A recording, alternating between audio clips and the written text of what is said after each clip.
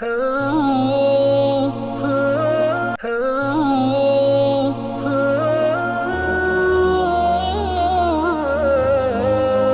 அல்ஹம்துலில்லாஹ் வஸ்ஸலாத்து வஸ்ஸலாமு அலா ரசூலில்லாஹ். அன்புக்குரிய பிரே டிவி நேயர்களே, அஸ்ஸலாமு அலைக்கும் வரஹ்மத்துல்லாஹி வபரகாத்துஹு. பிரே டிவி வழங்கும் மனாபில் இஸ்லாம் நிகழ்ச்சியினூடாக இன்று நாங்கள் இணைந்திருக்கின்றோம். இன்றைய தினத்தில் 274வது எங்களுடைய மொழிபெயர்ப்பு தொடரை நாங்கள் நேயர்களுக்கு வழங்க உள்ளோம். அந்த அடிப்படையில் வளமையை போன்று முதலாவதாக புனித மக்கா முக்கர்ரமாவுடைய ஜுமா ஹுத்பாவை கதீப் பந்தர் பலீலா ஹஃபிதஹுல்லாஹ் நிகழ்த்தியிருந்தார். ஹுத்பாவின் தலைப்பு சந்தோஷத்தை எவ்வாறு நாங்கள் அமைத்துக் கொள்ள வேண்டும், அது சம்பந்தமான சில ஒழுங்குகள், சந்தோஷத்தை வெளிப்படுத்துவதற்கான ஒழுங்குகள். அல்லாஹ்வை புகழ்ந்து நபி ஸல்லல்லாஹு அலைஹி வஸல்லம் ஸல்லல்லாஹு அலைஹி வஸல்லம் சொல்லி தக்வாவை வலியுறுத்திய பின்பு அல்லாஹ்வுடைய அடியார்களே, அல்லாஹு தஆலா மனிதனுக்கு பாக்கியங்களை வழங்குகின்ற போது அவனுக்கு சந்தோஷம் ஏற்படுகிறது, நலவுகள் ஏற்படுகின்ற போது அவனுக்கு சந்தோஷம் ஏற்படும். அது ஒரு பொதுவான ஒரு விடயமாக இருக்கிறது. அந்த நலவுகள் உலகத்துடைய நலவுகளாக இருந்தாலும் சரி, மறுமையுடைய பாக்கியங்களாக இருந்தாலும் சரி, சந்தோஷமான விடயங்களை அவன் சந்திக்கின்ற போது அவன் மகிழக்கூடியவனாக இருக்கிறான். குர்ஆன் பேசுகிற சூரா அர்-ரூம் 36வது வசனம், நாங்கள் மனிதர்களுக்கு ஏதாவது ரஹ்மத் நல்ல விடயங்களை செய்தால் அதை கொண்டு அவர்கள் சந்தோஷம் அடைவார்கள். மறுமையுடைய விடயத்தை பற்றி பேசுகின்ற சொல்கிறான், மறுமையில் நாங்கள் அவர்களுக்கு கொடுக்கக்கூடிய விடயங்களை அவர்கள் நினைத்து பெற்று மகிழ்ச்சியாக வாழ்வார்கள். சூரா ஆல இம்ரான் 170வது வசனம். மகிழ்ச்சி என்பது ஒரு பரிபூர்ணமான ஒரு தன்மையாகும். அது அல்லாஹ்வுடைய தன்மைகளில் ஒன்றாக இருக்கிறது. அல்லாஹு தஆலா அனஸ் இப்னு மாலிக் ரலியல்லாஹு தஆலா அவர் சொன்னதாக அல்லாஹு தஆலா மிகவும் சந்தோஷப்படக்கூடியவனாக இருக்கிறான். அடியார்கள் தௌபா செய்கின்ற போது மிகவும் சந்தோஷப்படுகிறான். எப்படி என்றால், ஒரு மனிதன் ஒரு பாலைவனத்திலே பிரயாணத்தை மேற்கொண்டு சென்று கொண்டிருக்கிறார். அப்போது அவர் சென்ற அந்த ஒட்டகம், அதில் அவருக்கு தேவையான சாப்பாடு, அவருக்கு தேவையான தண்ணீர் இருக்கின்ற போது, பாலைவனத்திலே அவர் சென்ற போது அந்த ஒட்டகம் தவறி விடுகிறது, சென்று விடுகிறது, எங்கேயோ போய் விடுகிறது, காணாமல் போய் விடுகிறது. இப்போது அவர் தேடி தேடி தேடி பார்க்கிறார். அந்த ஒட்டகத்தையும் காணவில்லை, ஒட்டகத்தில் இருந்த சாப்பாடும் இல்லை, தண்ணீரும் இல்லை. இப்போது நிராசை அடைந்து ஒரு மரத்துக்கு கீழே வந்து அமர்கிறார். மரத்துக்கு கீழே வந்து அமர்ந்து அப்படியே உறங்கி விடுகிறார். என்னுடைய ஒட்டகம் திருப்பி வரமாட்டாது, அதில் தான் சாப்பாடும் இருக்கிறது, அதில் தான் தண்ணீரும் இருக்கிறது, திருப்பி வரமாட்டாது என்ற எண்ணத்தோடு நிராசையாகி ஒரு நிழலுக்கு கீழே அமர்கின்ற போது விழித்து பார்க்கிறார். திடீரென்று அந்த நேரத்திலே அந்த ஒட்டகம் அவருக்கு முன்னால் வந்து நிற்கிறது. அப்போது அந்த ஒட்டகத்துடைய அந்த மூக்கணாங்கயிறை அவர் பிடித்து சந்தோஷம் தாங்க முடியாமல் சொல்லிவிட்டார், யா அல்லாஹ், நீ என்னுடைய அடிமை, நான் உன்னுடைய ரப்பு. அவர் சொல்ல வேண்டிய எப்படி, நீ எனது ரப்பு, நான் உன்னுடைய அடிமை. சந்தோஷம் தாங்க முடியாமல் வார்த்தையை அவர் மாற்றி, யா அல்லாஹ், நீ என்னுடைய அடிமை, நான் உனது ரப்பு என்று சொல்லிவிடுகிறார்.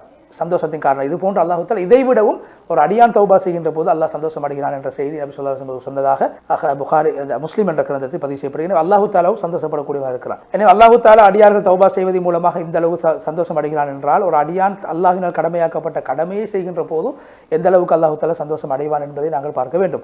அல்லாஹ்வுடைய அடியார்கள் சந்தோஷம் ரெண்டு வகை. ஒன்று புகழுக்குரியது, இன்னொன்று தடுக்கப்பட்டது, வெறுப்புக்குரியது, பாவமானது. அல்லாஹ்வுக்கு நன்றி செலுத்த வேண்டும் என்ற எண்ணத்தில் சந்தோஷப்படுவது, அல்லாஹ்வுக்கு கட்டுப்பட்டவர்களாக சந்தோஷப்படுவது, பணிவின் அடிப்படையிலே சந்தோஷப்படுவது, அல்லாஹ் கொடுத்ததை அனுபவித்து அதன் மூலமாக பணிவுத்தன்மையோடு சந்தோஷப்படுவது, இது வரவேற்கத்தகுந்த ஒரு சந்தோஷமாகும்.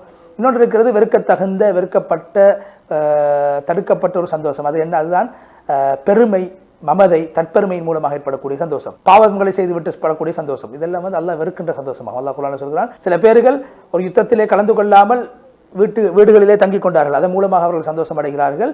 அல்லாஹ்வுடைய பாதையில் பொருளாலும் உயிரை கொடுத்தும் தியாகம் செய்வதை அவர்கள் வெறுக்கிறார்கள்.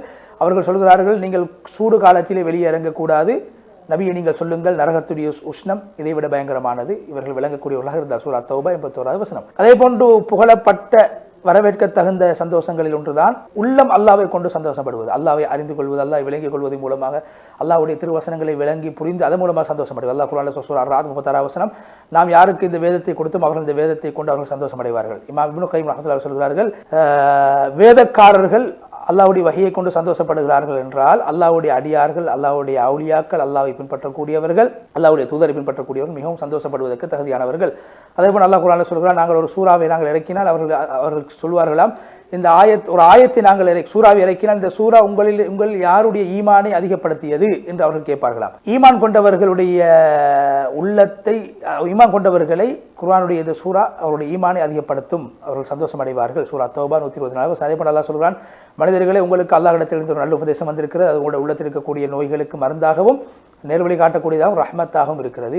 நபியை நீங்கள் சொல்லுங்கள், அல்லாஹ்வுடைய கிருபையினால், அல்லாஹ்வுடைய ரஹ்மத்தினால் நீங்கள் சந்தோஷம் அடையுங்கள், அது அவர்கள் உலகத்துடைய வஸ்துக்களை சேர்த்து வைப்பதை விட மேலானதாகும். சூரா யூனுஸ் 57வது வசனம். தஃசீருடைய உலமாக்கள் சொல்ற இடத்தில் சொல்லப்படக்கூடிய ஃபத்லுல்லாஹ், அல்லாஹ்வுடைய ஃபத்ல் என்று சொல்லப்படக்கூடியது இஸ்லாமாகும், ரஹ்மத் என்று சொல்லப்படக்கூடியது குர்ஆனாகும். இனி இஸ்லாத்தை கொண்டும் குர்ஆனை கொண்டும் நீங்கள் சந்தோஷம் அடையுங்கள். அதே போன்று புகழப்பட வேண்டிய சந்தோஷங்களில் ஒன்றுதான் ஒரு அடியான் இபாதத்துக்களை பூர்த்தியாக அழகாக கச்சிதமாக செய்கின்ற போது அவர் சந்தோஷம் அடைவது. நோன்புடைய மாதத்திலே நோன்பு பிடித்திருக்கும் நாங்கள் சந்தோஷம் அடைய வேண்டும். அதே போன்று உலகத்தில் அல்லாஹு தஆலா மறுமையுடைய நாளுக்கு முன்ன உலகத்திலே அதுக்கான நன்மை வாக்களித்த நன்மைகளை நிச்சயமாக கொடுப்பான். அதே போன்று அல்லாஹு தஆலா இதுக்கு பின்னால் ஒரு மனிதன் வாழ்க்கையில் செய்வதற்கான நல்ல பல விடயங்களை பக்கம் அல்ல ஒரு மனிதனுக்கு வழிகாட்டி கொண்டே இருப்பார். அபூ ஹுரைரா ரலியல்லாஹு அன்ஹு நபி ஸல்லல்லாஹு அலைஹி சொன்னதாக சொல்கிறார்கள், அல்லாஹு தஆலா சொல்கிறான், ஆதமுடைய மகன் செய்யக்கூடிய ஒவ்வொரு அமல்களும் அவனுக்குரியதாகவும் நோன்பை தவிர நோன்பு எனக்கு சொந்தமானதாகவும் நானே நோன்புக்கு கூலி வழங்குகிறேன். நோன்பு என்பது ஒரு மனிதனை பாவத்தை விட்டு பாதுகாக்கக்கூடியதாக இருக்கிறது. நோன்பாளியாக நீங்கள் மாறிவிட்டால் உங்களுடைய நாவினால் ஆபாசமான மோசமான தீய வார்த்தைகளை நீங்கள் பேசக்கூடாது, சத்தம் போட்டு பேசக்கூடாது. யாராவது ஒரு ஏசினாலே சண்டை பிடித்தால் நான் ஒரு நோன்பாளி என்று சொல்ல வேண்டும்.